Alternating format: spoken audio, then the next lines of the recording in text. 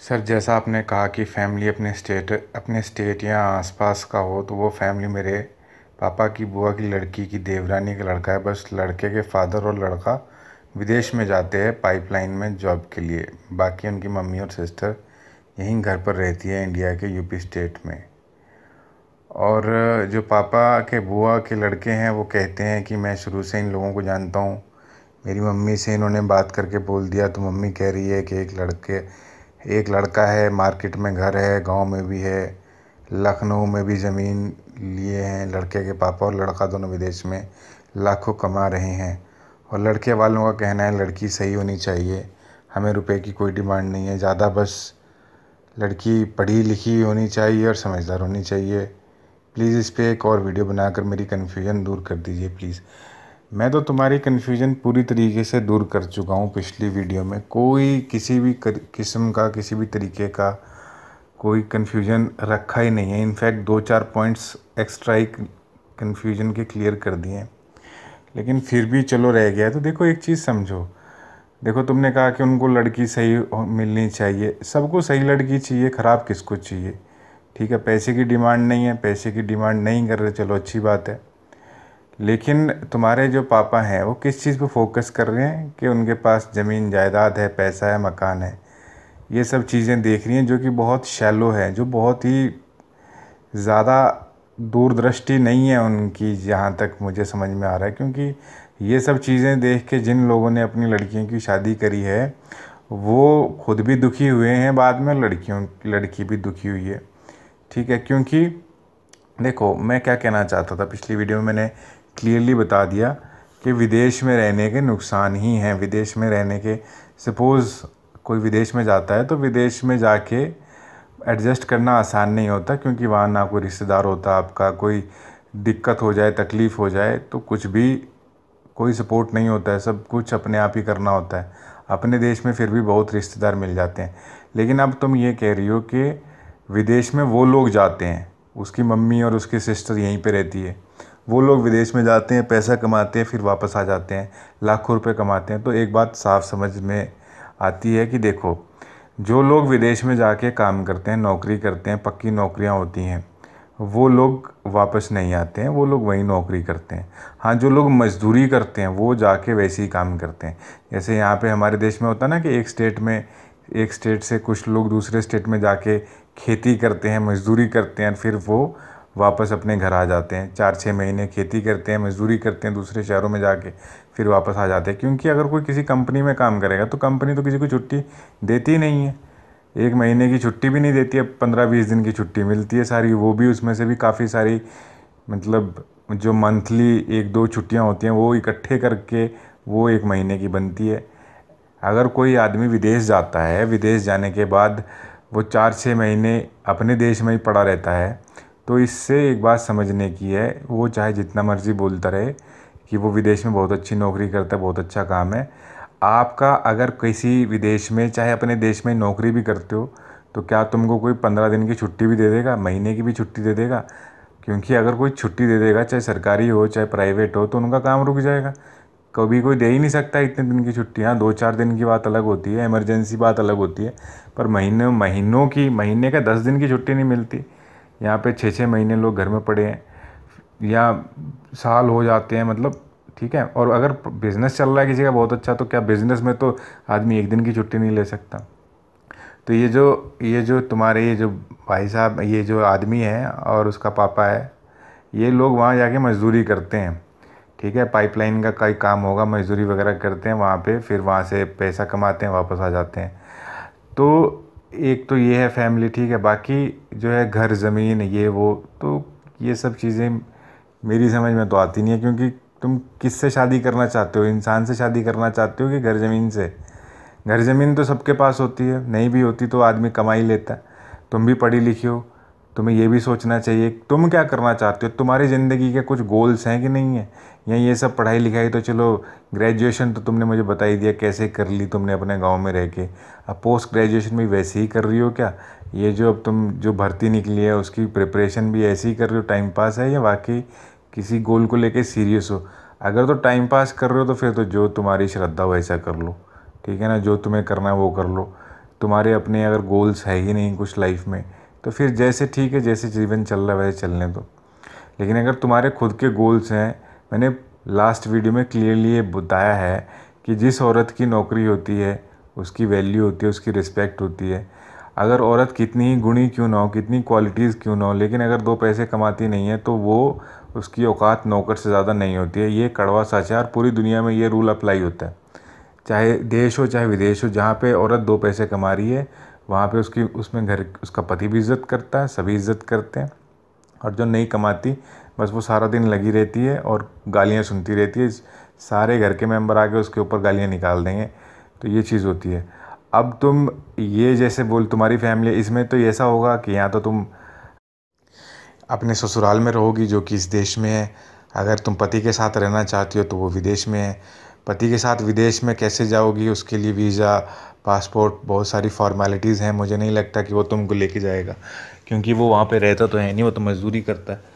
वो तुमको यहीं छोड़ के जाएगा। तो क्या तुम ऐसी शादी में जाना चाहती हो जहाँ पे तुम्हारा पति 1 साल के लिए तुम्हें छोड़ के या 2 साल के लिए विदेश जा रहा है और तुम्हें अपने ससुराल में छोड़ के जा रहा है, और तुम शादीशुदा होके भी ऐसी ज़िंदगी जियोगी जहाँ पे कोई पति नहीं है? इस तरीके की जो रिलेशनशिप्स में लड़कियाँ फिर एक्स्ट्रा मैरिटल में चली जाती हैं, क्योंकि इमोशनल नीड होती है।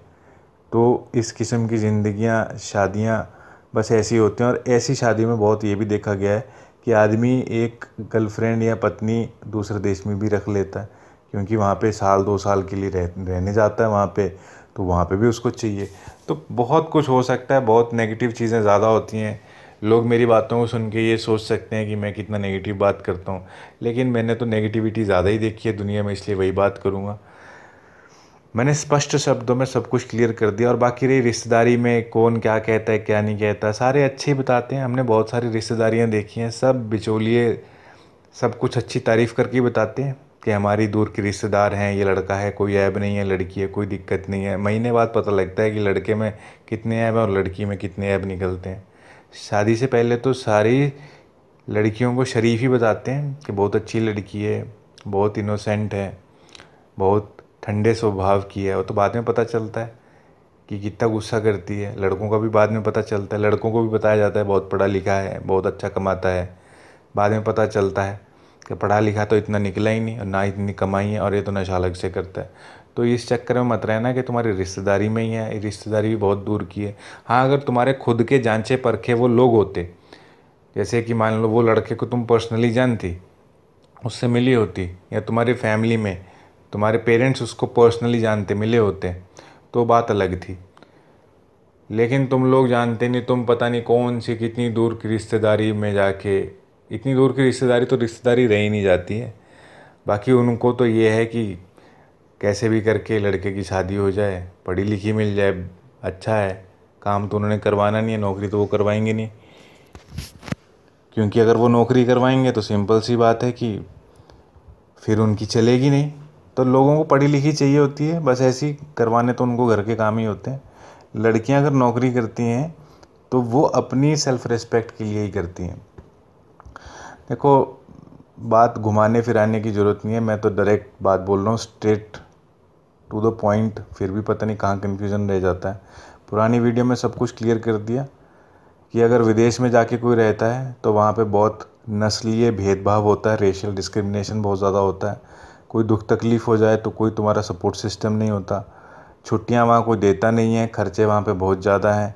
ना वहाँ से यहाँ पे आना जाना आसान होता है। बाद में बच्चों की आगे पढ़ाई लिखाई, और जिस देश में तुम जाना चाहती हो वहाँ पे तो पढ़ाई लिखाई भी डिफरेंट होगी, क्योंकि तुमको पता है वो कोई आधुनिक देश तो है नहीं, वहाँ पे तो महिलाओं को भी पूरे अधिकार नहीं मिलते हैं। और ये तुम्हारा जो पति है वो कोई पढ़ा लिखा मुझे तो लगता नहीं है कि वहाँ पे जाके मजदूरी ही करता है। तो क्या तुम नहीं चाहती कि तुम पोस्ट ग्रेजुएट हो, किसी पढ़े लिखे आदमी के साथ शादी करो, जो कि जिसकी फैमिली यहीं पे हो, जिसके साथ तुम रहो और अपनी फैमिली से भी विज़िट कर सको।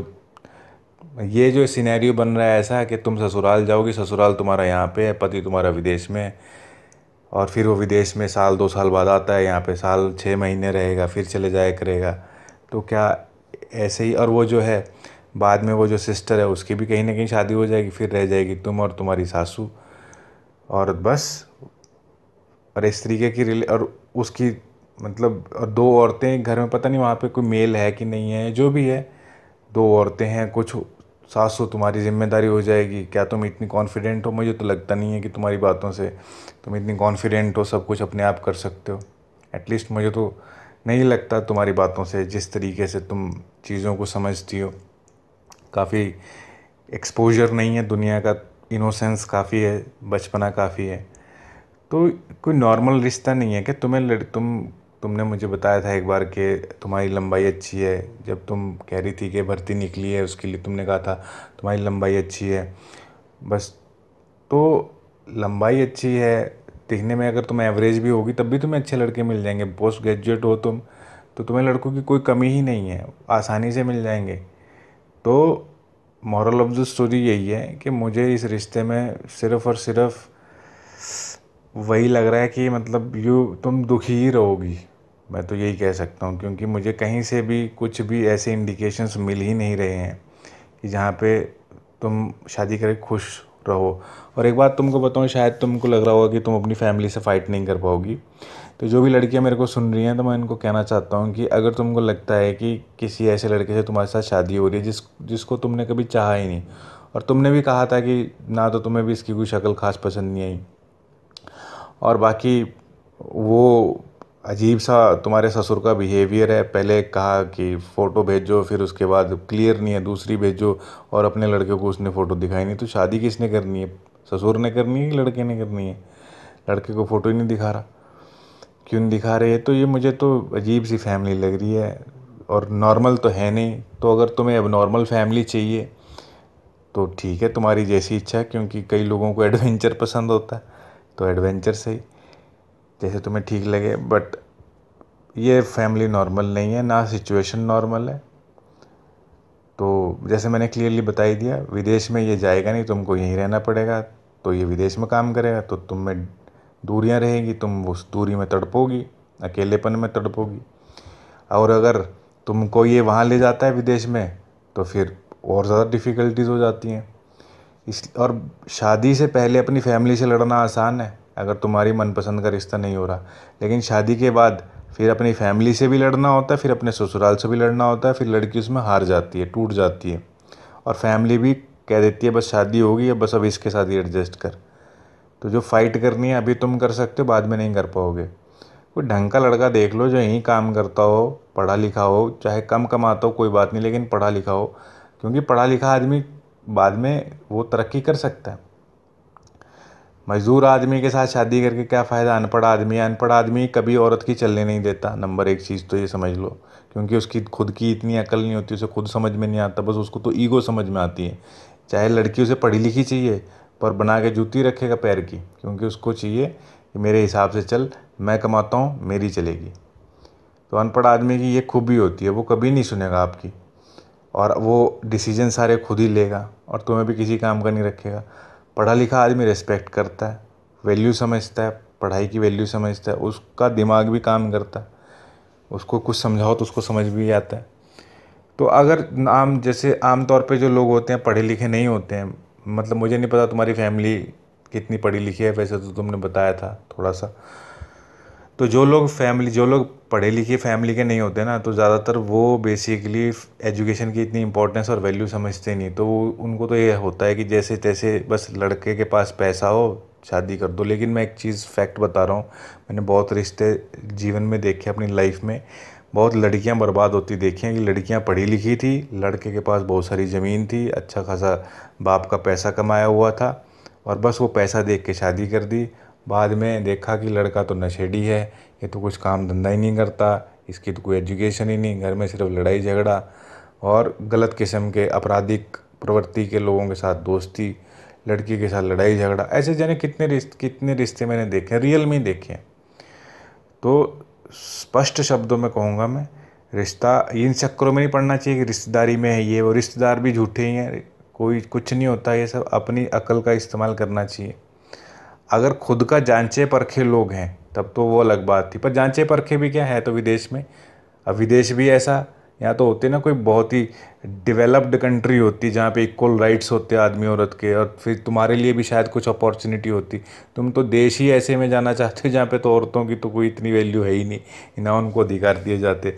और अगर यहीं पर रहोगी तो यहाँ पे भी अकेलेपन का जीवन है। और जब वो 1 साल के लिए आ जाया करेगा, यहाँ पे आ जाएगा, तब और मुसीबत कर देगा, क्योंकि सारा दिन ही तुम्हारे सामने बैठा रहेगा तुम पे हुक्म चलाने के लिए। तो वो बड़े ही एबनॉर्मल सा वो है ये लाइफस्टाइल, और ये कहीं फिट नहीं बैठता है। बाकी मैंने इस वीडियो में सब कुछ क्लियर बता दिया है, लेकिन फिर भी कोई कन्फ्यूजन रहेगा तो मुझे नहीं लगता और कुछ बचा है। मैं तो स्पष्ट शब्दों में कह रहा हूँ, ये शादी, इस किस्म की शादियाँ मैंने बहुत देखी हैं, खबरों में आती रहती हैं इस किस्म की चीज़ें।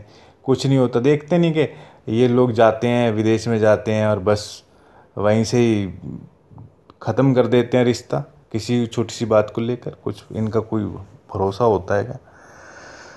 शादी नॉर्मल शादी एक बार ही तो करनी होती है ना। अच्छी शादी करो, पढ़े लिखे आदमी के साथ करो, जिसका जो यहीं पे नौकरी करता हो, और कोई पढ़ा लिखा आदमी हो, चाहे कम कमाता हो कोई दिक्कत नहीं, तुम भी यहाँ पे काम कर सकती हो, नौकरी कर सकती हो। तो रिश्तेदारी के चक्कर में मत पड़ो कि वो जानते हैं, वो अच्छे हैं, सारे अच्छे ही बताते होते हैं, महीने बाद ही पता लगता है कि कौन कितना अच्छा है। समझ में आ गई बात? अच्छा कोई नहीं होता। शादी के जब बाद में 1 महीने बाद पता लगता है कि कौन कितना अच्छा है। स्टार्टिंग में सारे ही अपने प्रोडक्ट को बढ़िया कह के बेचते हैं, समझ रहे हो ना। कोई भी आदमी आता है ना अपनी चीज़ बेचने, तो बहुत तारीफ़ ही तारीफ़ करते हैं, कमी थोड़ी निकालते हैं। तो बस अब मुझे लगता नहीं है कुछ सवाल बचा है, जवाब देने को मैं बहुत स्पष्ट तरीके से आपको बता दिया। बिल्कुल इस शादी में, ऐसी शादी में नहीं जाना चाहिए जहाँ पे तुम्हारा पति विदेश में काम करता है। विदेश में जो भी व्यक्ति गया है, जो भी लड़की गई है, वो दुखी और बर्बाद ही हुई है। या जिसका पति विदेश में रहता है और वो यहाँ पे रहती है, तो वो भी सिर्फ तड़पी ही है और कुछ नहीं किया। उसने जीवन ऐसे ही बिताया है जैसे सेपरेटेड हो जाते हैं ना। क्योंकि पता है चक्कर क्या है, मैं एक और बात बताऊँगा। इस किस्म की तो कहानियाँ इतनी हैं। पति क्या है, विदेश में चले जाता है, वहाँ से पैसा भेजता रहेगा, पत्नी को प्रेग्नेंट कर जाता है, पत्नी बच्चे पालती रहती है, लेकिन वो अकेलापन, वो बात करना चाहती है किसी से, पति इतना टाइम देता नहीं है, तो पत्नी किसी और के चक्कर में लग जाती है। ऐसे तो एक्स्ट्रा मैरिटल्स शुरू होते हैं, वो एक्स्ट्रा मैरिटल के चक्कर में फिर उसका घर भी बर्बाद होता है। ऐसी खबरों से अखबार भरे पड़े रहते हैं। तो अब तुम देख लो, तुम कैसा जीवन व्यतीत करना चाहती हो, कैसा जीवन चाहती हो। तुम्हारे पेरेंट्स तो मुझे लगता नहीं इतनी कोई समझदारी से सोच रहे हैं, या इतना उनको कोई एक्सपीरियंस है ज़िंदगी का। मतलब उन्होंने तो बस ऐसे रिश्तेदारों की बातों में आके तुम्हारी शादी कर देंगे, तुम उन पे भरोसा करके शादी कर लेना, बाद में फंस जाओगी, बाद में अगर छोड़ोगी तो डिवोर्स का ठप्पा लग जाएगा, फिर और मुसीबत। मैंने स्पष्ट शब्दों में बताया है, पहले तुम्हें अपनी नौकरी पे ध्यान देना चाहिए। नौकरी हासिल करो, नौकरी करने के बाद तुम्हारे को अच्छे रिश्ते मिल जाएंगे, और जिस घर में शादी होगी तो तुम्हारी वैल्यू भी होगी। अब इसमें क्या चीज़ नहीं समझ में आ रही, कौन सी ऐसी मैंने डिफ़िकल्ट लैंग्वेज यूज़ कर दी? लेकिन फिर भी जब तुम्हें अपने दिल की करनी है तो कोई बात नहीं, करो, जिसको जैसी श्रद्धा हो वैसे करे। लेकिन मैं गलत गाइड नहीं करता हूँ, मुझे जो ठीक लगा मैंने वही बात की। करियर पे फोकस करना चाहिए, करियर को इम्पोर्टेंस देनी चाहिए। आज के ज़माने में पति को कभी भी प्रायोरिटी नहीं देनी चाहिए, क्योंकि पति का कुछ पता नहीं कब छोड़ के चलता बने। इतना बुरा हाल है लोगों का, कोई किसी भी वक्त छोड़ सकता है किसी को। अगर करियर होगा तो फिर फ़र्क नहीं पड़ता, लेकिन इस ज़माने में औरत के लिए financial independence is the number 1 thing. और जो औरतें इस चीज़ को नज़रअंदाज कर देती हैं, तो कहीं ना कहीं लाइफ में वो रिग्रेट करती हैं कि गलती कर दी, करियर पे ध्यान नहीं दिया। बाकी सब कुछ मैंने क्लियर कर दिया, अब इसमें कोई सवाल उठता नहीं है। पुरानी वीडियो में बिल्कुल क्लियर कर दिया था, इसमें और कुछ क्लियर कर दिया, अब कुछ रह नहीं गया। अब जैसा तुमको ठीक लगे वैसा कर लो। Thank you.